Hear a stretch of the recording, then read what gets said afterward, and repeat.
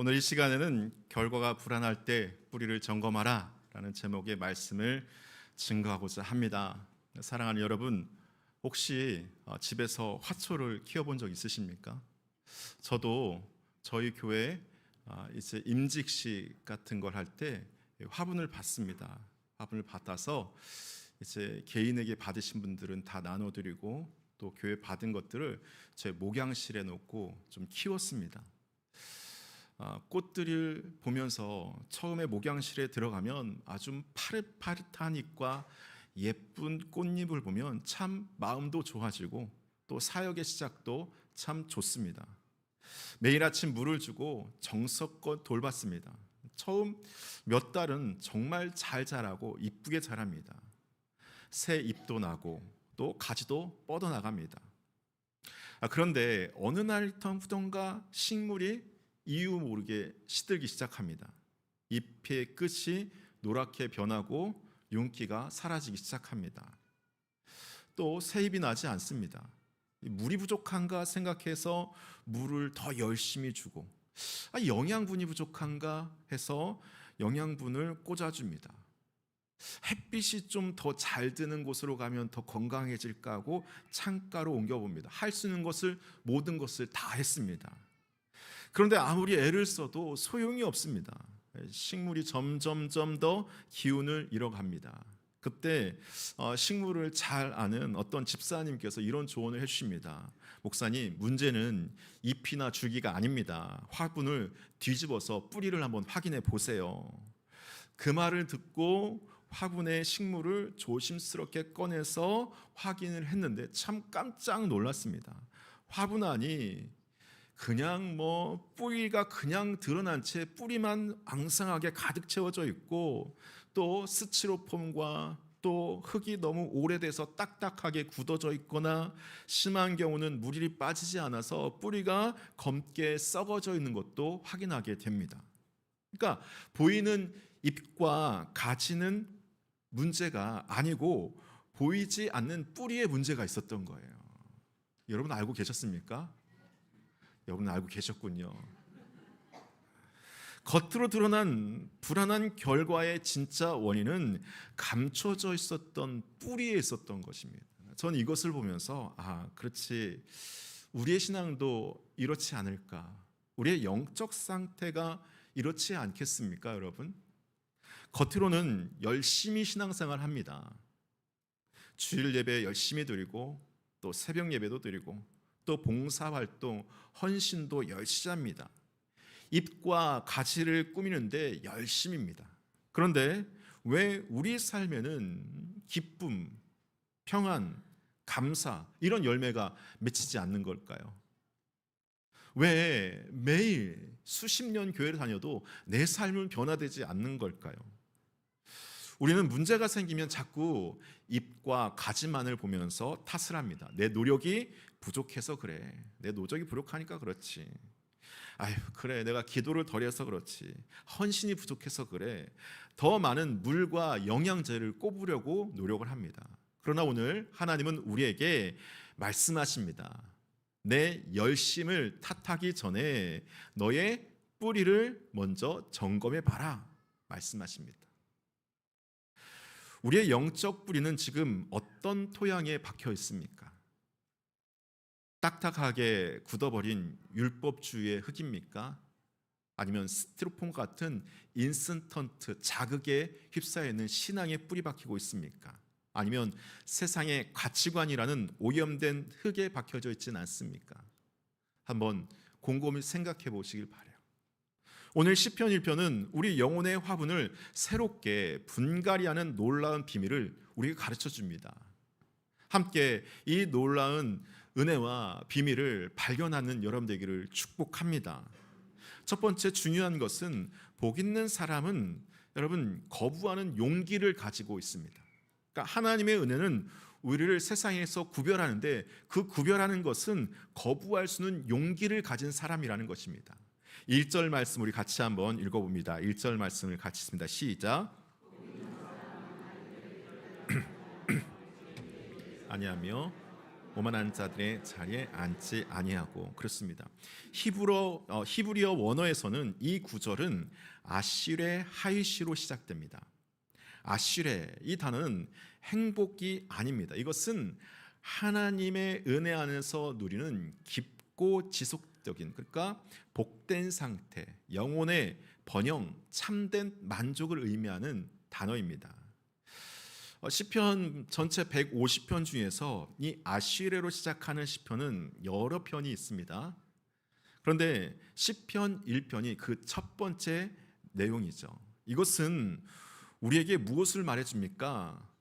하나님께서 우리를 향한 첫 마음은 저주, 심판, 벌이 아니라 복이라는 것입니다. 우리를 향한 하나님의 마음, 그 시작의 마음, 복이라는 거죠. 하나님은 우리가 복되기를 원하십니다.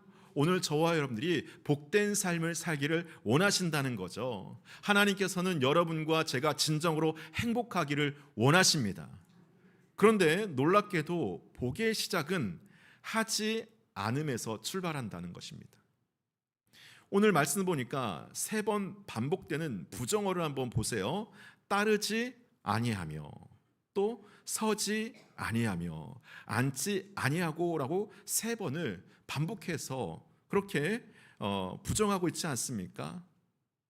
언뜻 보면 이 내용은 소극적인 내용이라고 볼 수가 있습니다. 그러나 이것은 가장 적극적이고 용기 있는 선택입니다. 왜냐하면 우리가 사는 이 세상은 끊임없이 우리를 다른 방향으로 끌어당기기 때문인 것입니다. 계속해서 우리를 끌어당기기죠. 그래서 첫 번째, 악인들은 악인들의 꾀를 따르지 아니한다고 말합니다. 여기서 꾀라고 번역된 히브리어 에차라는 단어는 조언, 또 상담, 계획을 의미합니다. 그러니까 악인이라고 하니까 여러분 생각하면 성경에서 지금 악인이라고 하니까 아주 나쁜 사람, 흉악범 정도로 이야기하는 것 같지만 사실은 하나님의 말씀보다도 세상의 지혜를 더 신뢰하는 모든 사람을 오늘 말씀에서는 악인이다라고 말합니다. 이해하셨습니까? 여러분, 우리는 하루에 얼마나 많은 조언들을 듣습니까? 주식 전문가의 예측, 또 자녀 교육 전문가의 조언, 유튜브에서 본 인생의 꿀팁 등, SNS의 인플루언서들의 라이프 스타일, 이런 것들이 성경의 말씀보다 더 우리의 삶에 현실적인 또 실용적인 조언을 해주는 것 같습니다. 목사님, 생각해 보세요. 성경은 2000년 전에 쓰인 책인데 오늘날 우리의 삶에 답을 줄 수 있겠습니까? 2000년 전이랑 지금이 얼마나 다른데요. 만약 이런 생각이 드신다면 우리는 이미 악인의 꾀를 따르기 시작한 것입니다. 복 있는 사람은 이 첫 단계부터 단호하게 아니요 라고 말할 수 있는 사람인 것입니다. 둘째, 죄인들의 길에 서지 아니합니다. 따르다에서 서다로 진행되고 있죠. 그렇죠? 따르다에서 서다로 진행됩니다. 처음에는 가볍게 따라가다가 이제는 그 길에 멈춰서서 진행하게 되는 것입니다. 이것은 더 깊은 동참을 의미합니다. 남들도 다 그렇게 하는데 뭘 그렇게 유별나게, 여러분 이런 얘기 들어보셨습니까? 뭘 그렇게 유별나게 믿고 그래? 남들 다 하는데 뭘 그렇게 혼자 유별나게 믿고 그렇게 신앙생활 할래? 여러분 이런 마음 아시죠? 그렇죠? 직장에서 거짓말 한두 개쯤은 해야 살아남고, 또 세금 좀 줄이려고 영수증 조작하는 것쯤은 생존 전략으로 생각합니다. 작은 타협이 쌓이고 쌓여서 우리의 마음이 점점점 무감각해지는 것입니다. 복 있는 사람은 남들도 다 하는데 라는 이런 유혹 앞에서 멈출 수 있는 사람입니다. 설령 그것 때문에 손해를 보고 사람들에게 이상한 취급을 당할지라도 하나님의 기준을 지킬 수 있는 사람, 그 사람이 복된 사람, 뿌리에서 하나님의 은혜를 공급받는 사람인 것이죠. 세 번째, 오만한 자들의 자리에 앉지 아니한다고 말합니다. 여러분 이제는 따르고 서는 것을 넘어서 어떻게 한답니까? 앉는다. 아주 자리를 펴고 앉는다라는 거죠. 이것은 완전한 정착, 그러니까 영구적인 거처를 의미하는 것입니다. 여기서 오만한 자로 번역된 히브리어 레침은 비웃는 자, 또 조롱을 한 자를 의미합니다. 이들은 하나님의 말씀을 더 이상 두려워하지 않고 경외하지 않고 오히려 하나님 말씀을 비평하고 판단하는 자리에 앉은 사람들입니다. 신앙의 연륜이 오래 쌓이다 보면 참 믿음이 깊어지기도 하지만 더 깊은 신앙의 위험에 빠지기도 합니다. 신앙의 연륜이 쌓이면서 어느새 나도 모르게 교만이 내 안에서 자라날 수 있기 때문인 것이죠. 내가 이래봬도 성경을 몇 번이나 읽었는데, 내가 신앙생활을 몇 년이나 했는데 이 정도는 나도 하라, 이런 생각 가져보셨습니까? 더 이상 말씀 앞에서 깨어지지 않습니다. 이런 생각을 가지고 계신 분들은 더 이상 말씀 앞에서 그 심령이 깨어지지가 않습니다. 설교를 들어도 저 설교 내가 아는 내용이야, 저거 내가 다 아는 내용이야 하면서 마음을 그냥 닫아버립니다. 복 있는 사람은 이 오만한 자의 자리에 앉기를 단호하게 거부합니다. 평생 하나님의 말씀 앞에서 어린아이처럼 겸손하게 앉아서 들을 수 있는 사람, 그 사람이 복된 사람이라는 것입니다. 할렐루야. 그렇습니다, 여러분. 그런데 여기서 아주 중요한 게 있습니다. 복 있는 사람은 단순하게 세상을 거부하고 그냥 텅 빈 마음으로 살아가는 사람이 아니라는 것입니다. 거부한 그 자리에 반드시 무언가를 채워야 하는 것이죠. 그렇지 않으면 다시 세상 것들이 다시 밀려오기 시작합니다. 예수님께서 마태복음 12장에서 말씀하셨습니다. 더러운 귀신이 나간 집이 깨끗하게 청소되고 비어있으면 그 귀신이 자기보다 더 악한 귀신 7을 데리고 돌아와서 그 집이 더 나쁘게 된다고 우리에게 경고하십니다. 기억하시기 바랍니다. 그렇다면 우리가 세상의 깨와 길과 자리를 거부한 그 공간에 여러분 무엇을 채워야 되겠습니까? 그 답이 바로 2절에 나와 있는데요. 하나님의 말씀을 즐거워하는 것이죠. 말씀을 즐거워하는 자, 그 뿌리가 여러분 단단히 뿌리내어 있는 사람인 것입니다. 하나님의 은혜는 우리를 말씀을 사모하게 하는 것이죠. 2절 말씀을 또 함께 읽어봅니다. 2절 말씀 시작.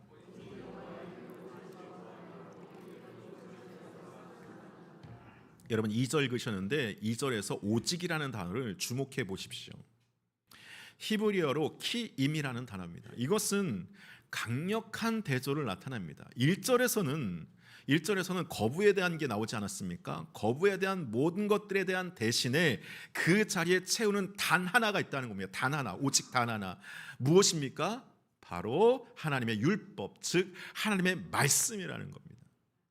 여기서 율법이라고 번역된 단어는 토라라는 단어입니다. 우리가 율법이라는 단어를 딱 그냥 직관적으로 들으면 딱딱하고 또 딱딱한 법조문, 뭔가 지켜야 될 머리 아프고 골치 아픈 것들이라고 생각합니다. 그러나 토라는 그런 것이 아닙니다. 토라는 원래 가르침, 또 인도함, 지시라는 뜻입니다. 마치 어머니가 사랑하는 아이에게 아이야, 사랑하는 딸아, 아들아, 네가 이렇게 살아라, 저것은 위험하니까 조심해 하고 가르치는 사랑의 가르침이 토라인 것입니다.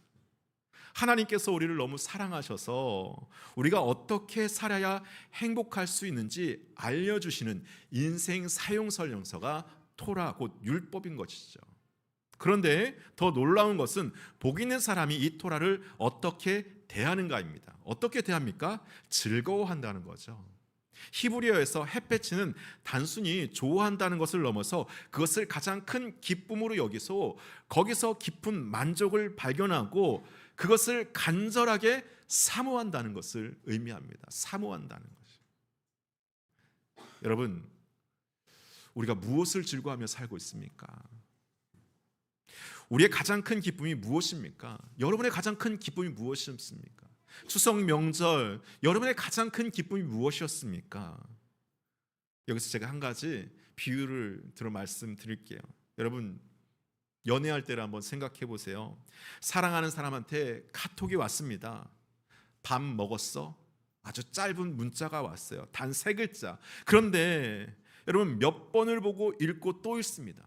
하트 이모코틴 하나에도 가슴이 두근두근 거리죠. 심지어는 그 메시지를 캡처해서 친구들에게 보여주고 다른 친구들의 카톡으로 올리고 보내주지 않습니까? 왜 그렇습니까? 왜 그래요? 왜 그렇게 합니까? 이 짧은 문자 하나에 이모코틴 하나에 자랑하고 마음이 뛰고 왜 그렇습니까?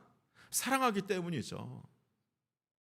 그렇지 않습니까? 사랑하니까 작은 문자 하나, 단순한 문자, 이모티콘에도 마음이 설레고 두근거리고 더 보고 싶고 자랑하고 싶어 하는 것이잖아요. 반대로 생각해 보십시오. 관심 없는 광고 문자는 어떻습니까? 읽지도 않고 바로 삭제해 버립니다. 요즘 이상한 문자가 너무 많이 옵니다. 지워지셔도 너무 많이 와요. 같은 문자인데 메시지인데 왜 그렇게 차이가 날까요? 관계가 다르기 때문이에요. 관계. 만약 우리가 예수님을 정말 사랑한다면 그분의 말씀인 성경을 어떻게 대해야 되겠습니까? 오늘도 큐티해야 되는구나. 이런 의무감이 아니라 오늘 사랑하는 주님이 나에게 무슨 말씀을 하실까? 오늘 말씀을 통해서 나에게 어떤 은혜를 주실까? 오늘 하루 큐티를 통해서 말씀을 통해서 하나님께서 나에게 어떤 감동을 주실까? 그런 설레는 마음으로 말씀을 펼치게 되지 않겠습니까? 할머니들이 손주 자랑하실 때 보셨어요? 손주가 없으신 분들은 손주가 있을 줄 믿습니다. 할렐루야. 아멘 하시는 분에게 이루어집니다. 할렐루야. 그래요. 할머니들이 손주 자랑하실 때 보셨어요? 우리 손주가 얼마나 예쁜지 하면서 하루 종일 했던 얘기를 또 하고 그 다음날 또 하고 계속 귀에 딱쟁이가 앉을 때까지 계속해서 반복해서 얘기합니다. 왜 이렇게 얘기합니까? 사랑하니까 그렇죠. 사랑하니까 너무 이뻐 보이고 너무 좋아하고 계속 말하고 싶고 자랑하고 싶은 거 아니겠어요? 할렐루야. 복 있는 사람이 말씀을 대하는 태도가 바로 이렇다는 것입니다. 여러분, 그리고 복 있는 사람은 이 말씀을 주야로 묵상한다고 합니다. 묵상한다라는 말 우리가 자주 쓰잖아요. 근데 이 단어를 좀 더 자세히 알기 위해서 히브리어 보면 히브리어에서는 이 단어가 아주 역동적인 단어로 쓰입니다. 단순히 조용히 생각한다는 것이 아닙니다. 이것은 작은 소리로 중얼거리면서 반복해서 읊조리는 것을 말합니다. 마치 사자가 먹이를 씹어서 삼키듯이 말씀을 온전히 자기 것으로 소화하는 것이죠. 마치 비둘기가 구구구구구구 하면서 그렇게 소리를 계속 내는 것처럼 사랑하는 사람의 이름을 하루 종일 입에 담고 사는 것처럼 계속해서 입술로 되뇌이는 것이 묵상하다라는 것입니다. 또 주야로라고 하잖아요. 주야로라는 말을 여러분 보시길 바라겠습니다. 주야로 묵상한다고 합니다. 주야로라는 말이 무슨 뜻입니까? 밤에도 낮에도 언제나 말씀이 우리 마음을 채우고 있다는 뜻입니다. 이것은 24시간 이렇게 들으면 24시간 성경만 붙들고 있으라. 목사님 먹고 살아야죠. 어떻게 성경만 말씀만 24시간 붙들고 있습니까? 목사님이니까 그렇게 할 수 있나? 저희는 그렇게 못합니다. 그렇게 생각할 수 있지만 그런 말이 아닙니다. 오히려 우리의 모든 일상이 말씀으로 침투되어 있다는 의미가 이 말이에요. 아침에 눈을 뜨면 말씀이 생각나고 출근길 버스나 차 안에서도 말씀이 떠오르고 일하면서도 주일 말씀, 큐티 말씀이 위로가 되고 점심시간에 여유가 있으면 말씀을 읽으며 기쁨이 되고 밤에 잠자기 전에도 아침에 읽었던 주일에 들었던 말씀이 떠오르면서 내 마음에 기쁨이 채워지는 것, 이것이 여러분 주야로 묵상한다는 것입니다. 그런데 우리가 여러분 스스로 이것을 해낼 수 있을까요? 제가 이렇게 하십시오 하면 여러분 아멘 하지만 여러분 돌아가서 그렇게 하십니까? 우리 솔직해집시다. 제가 기도하는 게 주여 30%만 그렇게 해도 감사하겠나이다. 할렐루야. 제 믿음이 부족한 건가요? 저의 믿음이 부족하게 해주시기를 바라겠습니다. 할렐루야. 그래요 우리가 스스로 힘을 이곳을 댈 수 있겠습니까? 아닙니다. 여기에 복음의 비밀이 담겨져 있는 거죠. 우리가 말씀을 사랑하게 되는 것은 말씀이신 예수 그리스도를 만날 때라는 것입니다. 요한복음 1장 1절에서 뭐라고 하십니까? 태초에 말씀이 계시니라.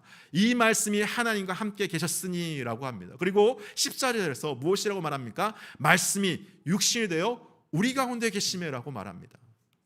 말씀이 육신이 되신 분 바로 예수님이시죠. 우리가 성경을 읽는 것은 단순히 옛날에 읽었던 사건, 이야기들을 읽는 것이 아닙니다. 살아계신 예수님을 만나는 것이죠. 나를 위해 십자가에서 죽으신 예수님의 그 사랑, 나를 위해 부활하신 그 능력을 만나는 것입니다. 그래서 말씀 묵상은 더 이상 나를 채찍질하는 경건 훈련이 아닙니다. 그것은 나를 미치도록 사랑하는 분이 매일 아침 보내시는 러브레터가 사랑의 편지를 읽는 시간이죠. 그 사랑을 우리가 알게 될 때, 그 사랑에 빠질 때 우리는 해야 한다. 아유, 말씀을 읽어야 되는구나. 또 목사님이 주일날 또 그렇게 앞에서 얘기하는데 안 읽을 수는 없고 일주일에 3번 중에 1번 읽어야지. 그런 의무감을 넘어서 정말 마음속 깊이에서 하고 싶다라는 그런 사랑의 즐거움으로 말씀을 묵상하게 되는 것입니다. 마지막으로 여러분, 복 있는 사람은 어떻게 됩니까? 오늘 3절에 보니까 시냇가에 심은 나무가 된다고 합니다. 하나님의 은혜는 우리를 그리스도 안에 심게 하십니다. 우리 3절 말씀을 같이 한번 읽어봅니다. 3절 말씀 시작.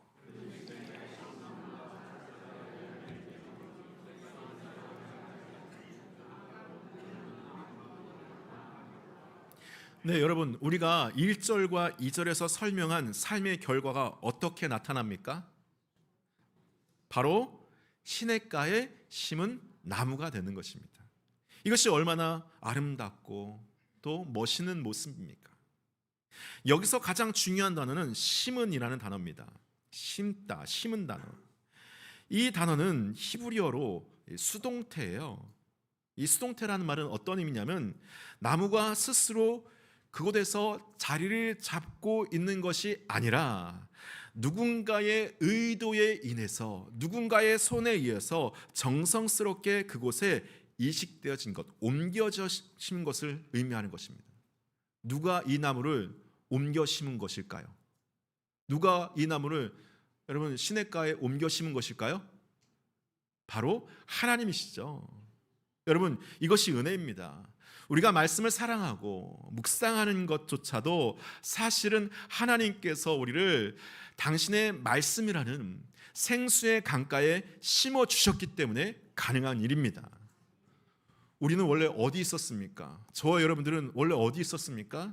에스겔 37장 골짜기, 마른 뼈들이 널려 있는 곳, 생명, 기쁨과 행복과 평안이 없는 그런 메마른 땅에 저와 여러분들이 있었습니다. 지난 일주일 동안 그런 세상 가운데 살지 않았습니까? 그런데 하나님께서 우리를 그곳에서 뽑아내어 주셔서 예수 그리스도라는 생명의 시냇가에 옮겨 심어 주셨습니다. 요한복음 15장 5절에 보면 나는 포도나무요 너희는 가지라. 우리가 그리스도 안에 있을 때 우리는 그분께 접붙여지는 것입니다. 그분은 생명수가, 예수님의 그 생명수가 우리 안으로 흘러들어오게 되는 것입니다. 우리는 더 이상 메마른 땅에서 홀로 발버둥치는 존재가 아닙니다. 지난 일주일 동안, 명절 동안 여러분 어떻게 살지 모르겠지만 맨 땅에서 발버둥치면서 살았다면 여러분 이제는 예수 그리스도의 영원한 시냇가에서 하나님께서 주시는 은혜를 맛보시기를 바라겠습니다. 그것은 내가 하는 것이 아니라 하나님께서 옮겨 심어 주십니다. 그렇다면 이렇게 심겨진 나무의 모습이 무엇일까요?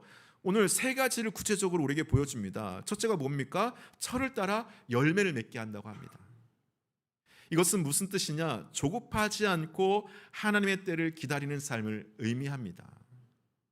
철을 따라라고 하지 않습니까? 철을 따라. 봄에 심은 나무가 여름에 곧바로 열매를 맺지 않습니다. 그러나 때가 되면 하나님께서 정하신 그 계절이 되면 반드시 열매를 맺게 되어 있는 거죠. 우리가 종종 조급해합니다. 왜 나는 변화되지 않을까? 왜 내 신앙은 자라지 않을까? 왜 내 기도는 응답이 없을까? 왜 내 신앙은 성장하지 않을까? 그러나 나무는 조급하지 않습니다. 묵묵히 뿌리를 내리고 하나님의 때를 기다리게 됩니다. 갈라디아서 6장 9절에 우리가 선을 행하되 낙심하지 말지니 포기하지 아니면 때가 이름에 거두리라, 그렇게 말씀하십니다. 철을 따라 반드시 거둘 때가 온다는 것입니다. 두 번째, 그 잎사귀가 마르지 아니한다고 합니다. 여러분, 왜 마르지 않을까요? 왜 잎사귀가 마르지 않을까요? 뿌리가 깊이 내려가서 또 끊임없이 생수를 공급받기 때문인 것이죠. 가뭄이 와도, 폭염이 와도, 한파가 와도 이 나무가 시들지 않습니다. 환경에 좌우되지 않는 생명력을 가지고 있기 때문이죠. 왜냐하면 뿌리가 시냇가의 물을 붙들고 있기 때문인 것입니다. 우리 인생에 가뭄이 오지 않습니까? 누구나 다 가뭄이 옵니다. 영적으로 메마른 계절이 찾아오게 됩니다. 그러나 말씀의 시냇가에 뿌리 내린 사람은 그 가운데도 마르지 않게 됩니다. 왜냐하면 환경이 아니라 하나님의 말씀이 그의 생명수가 되기 때문입니다. 마지막으로 그가 하는 모든 일이 다 형통한다고 말합니다. 여러분, 형통하시기를 축복합니다. 여기서 형통이라는 것은 세상적인 성공을 의미하지 않습니다. 본래의 목적은 온전히 이루는 것, 그러니까 하나님께서 의도하신 그 존재의 완성, 하나님의 뜻을 이루어가는 것을 뜻합니다. 나무가 나무답게 자라는 것, 그것이 진정한 형통이죠. 사과나무가 아름다운 사과를 맺는 것, 또 포도나무가 포도를 탐스럽게 맺는 것, 그것이 형통이라는 것이죠. 하나님께서 여러분을 창조하신 목적이 무엇입니까? 하나님께서 여러분을 세상에 만드신 이유가 무엇입니까? 하나님께서 여러분들을 이 예배당으로 부르신 이유가 무엇입니까? 그것을 이루어가는 것이 진정한 형통인 것입니다. 세상의 기준으로 성공하지 못해도, 사람들이 볼 때 떵떵거리도록 성공하지 못해도 하나님께서 기뻐하시는 열매를 맺는다면 그것이 가장 형통인 것입니다. 여러분, 우리가 뿌리가 달라지면 모든 것이 달라집니다. 오늘 우리는 불안한 삶의 결과를 바꾸는 유일한 길이 잎이나 가지가 아니라 보이지 않는 뿌리에 있다는 것을 우리가 알게 됐습니다. 우리가 세상을 거부할 수 있는 것은 우리의 의지가 아니라 하나님께서 우리를 선택하셨기 때문입니다.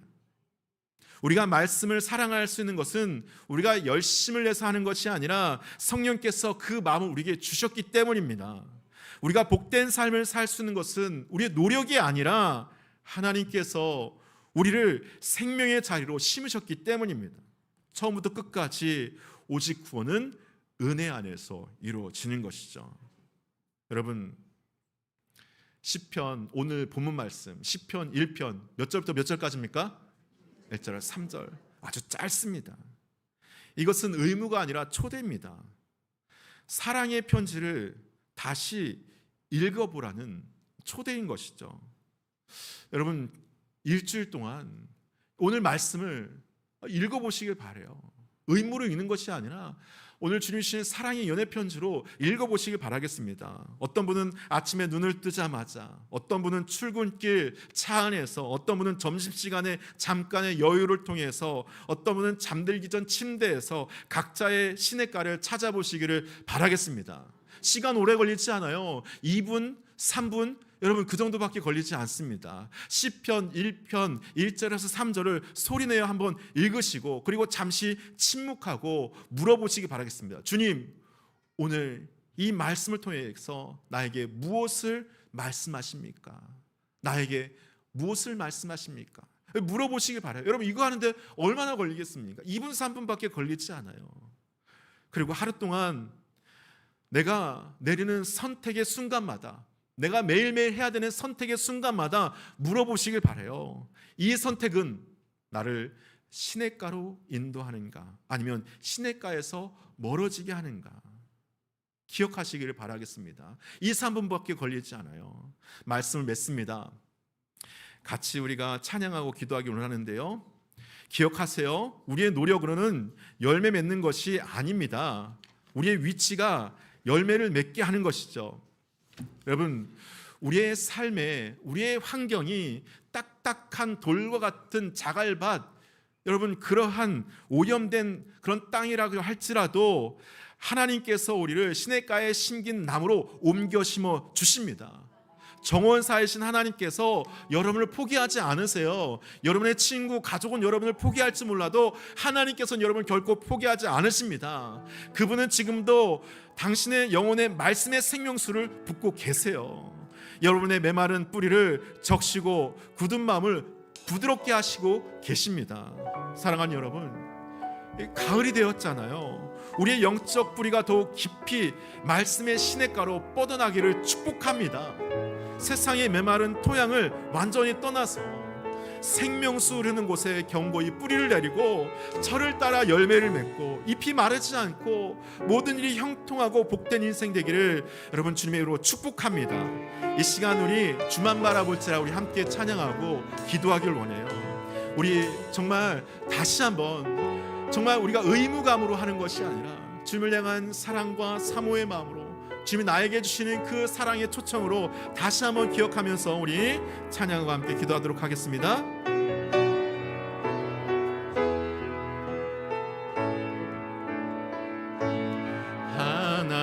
하나님의 사랑을 사모하는 자, 하나님의 평안을 바라보는 자, 너의 모든 것 창조하신 우리 주님이 너를 얼마나 사랑하시는 하나님께 찬양과 경배하는 자, 하나님께 찬양과 경배하는 자, 하나님의 선하심을 닮아가는 자, 너의 모든 것 창조하신 우리 주님이 너를 자녀 삼으셨.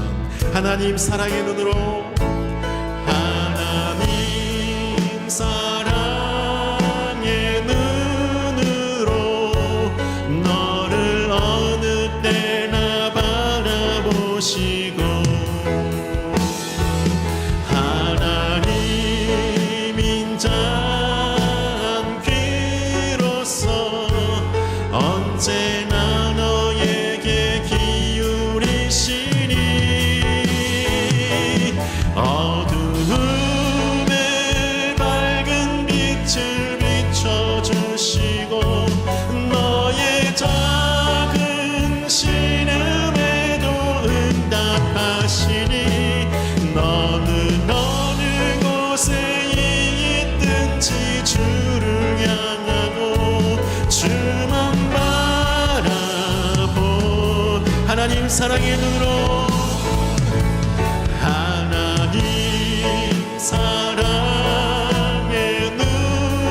눈으로 너를 어느 때나 바라보시고, 하나님인 자 한 귀로서 언제나 너에게 기울이시니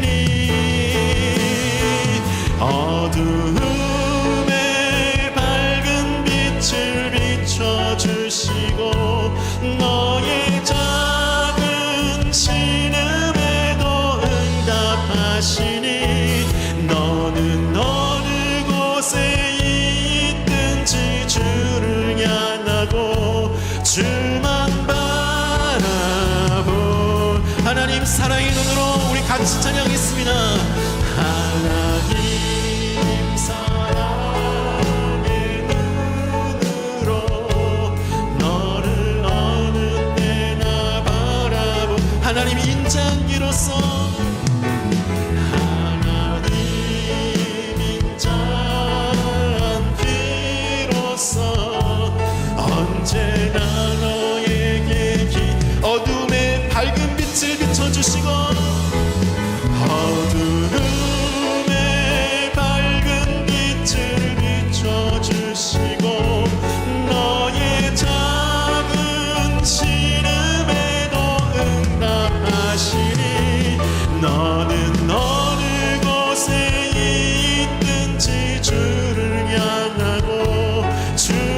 두 손 들고 다시 한번 찬양합니다. 하나님 사랑의 눈으로 주님 찬양합니다. 하나님 사랑의 눈으로 너를 어느 때나 바라보시고 주님 하나님인 자 안기로서 언제나 너에게 기울이시니 주여 어두움에 밝은 빛을 비춰주시고 너의 작은 신음에도 응답하시니 너는 어느 곳에 있든지 주를 향하고 우리 마지막으로 더 큰 목소리로 지금 찬양하겠습니다. 하나님 사랑의 눈으로 하나님 사랑의 눈으로 너를 어느 때나 바라보시고 주님 감사합니다. 주님 하나님 이로써 언제에게 기울이시니 어둠의 밝은 빛을 어두움의 밝은 빛을 비춰 너의 작은 신임에도 응답하시는 주님을 찬양하며 고백합니다. 응답하시니 너는 어느 곳에 있든지 주를 향하고 주만 바라볼지. 우리 함께 기도합시다. 여러분 이 시간 우리 말씀을 기억하며 기도합시다. 우리의 영적 갈증을 고백합시다. 주님 제 영혼이 메말라 있습니다. 겉으로는 행복해 보고 평안한 것 같지만 내 마음이 지옥 같고 광야와 같이 메말라 있습니다. 속이 텅 비어 있습니다. 주님 저를 생명의 시냇가로 인도하여 주시옵소서. 세상을 거부하는 용기를 주시옵소서. 악인에게와 죄인에게 오만한 죄를 거부하는 용기를 주셔서 세상의 가치관이 아니라 주님의 말씀을 따라가게 하여 주시옵소서. 말씀을 사모하기를 원합니다. 의무가 아니라 주의 말씀을 날마다 감사하며 사랑으로 받기를 원합니다. 주여 역사하여 주시옵소서. 주님의 음성 듣게 하여 주시고 이 시간 은혜의 생수를 부어 주시옵소서. 그렇게 함께 기도하도록 하겠습니다. 주님의 이름 크게 한번 부르고 함께 기도합니다. 주여 사랑의 하나님 감사합니다. 오늘 주의 사랑하는 자녀들 거룩한 주를 맞아서 주의 성도로 모여서 주의 이름을 부르며 찬양하며 예배하며 이 자리에 놓였습니다. 주님 이 시간 우리 예배를 받으시고 예배 가운데 임하여 주시사 주님 영광 받아 주시옵소서. 이 시간 주님 주님의 영광 가운데 하나님의 은혜가 이 각 가운데 내려지길 원합니다. 하나님 텅 빈 것 같은 메마른 심령과 아버지 영적 갈증 가운데 참여하는 아버지 하나님 주의 사랑하는 자녀들 가운데 아버지 생명수를 부어 주시옵소서. 아버지 메마릅니다. 아버지 갈증이다. 목마릅니다. 아버지 공허합니다. 아버지 외롭습니다. 힘듭니다. 하나님 공허하고 외롭고 텅 비고 갈증나는 그 심령 가운데 생명수 신바로 인도하사 어찌 그 놀라운 생명수 샘물을 마시게 하여 주시옵소서. 주님 세상의 악한 것들을 거부할 수 있는 용기를 더하여 주시옵소서. 악한 개와 또 죄인의 길 오만한 자를 거부하는 용기를 주시옵소서. 이 아니라 주님의 말씀을 따라 살게 하여 주시옵소서. 말씀을 사랑하는 마음을 주시옵소서. 말씀을 의지하고 의미하는 것이 의무가 아니라 나의 삶의 기쁨인 줄 믿습니다. 율법이 아니라 은혜의 말씀으로 듣게 하여 주시고 날마다 주의 말씀을 묵상하게 하여 주시옵소서. 오늘 주의 말씀 주님이 기억하게 하여 주시고 매일 삶 속에서 시편 1편 1절 3절 말씀을 주야로 묵상하면서 주의 음성을 듣는 시간 되게 하여 주시옵소서. 아침에 일어나서 출근길에서 점심시간에 자는 아버지 말씀을 읽고 묵상하며 오늘 주님 말씀을 기억하며 하나님과 동행하는 주의 사랑하는 자녀들 되게 하여 주시옵소서.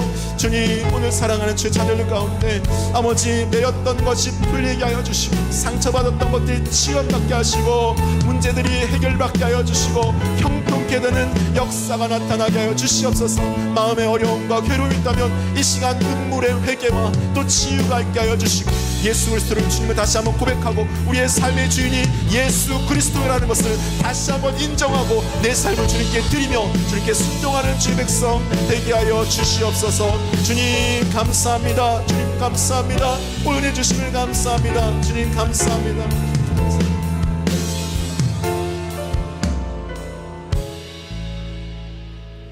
사랑의 주님, 오늘 말씀을 통해서 은혜의 비밀을 깨닫게 하시니 감사합니다.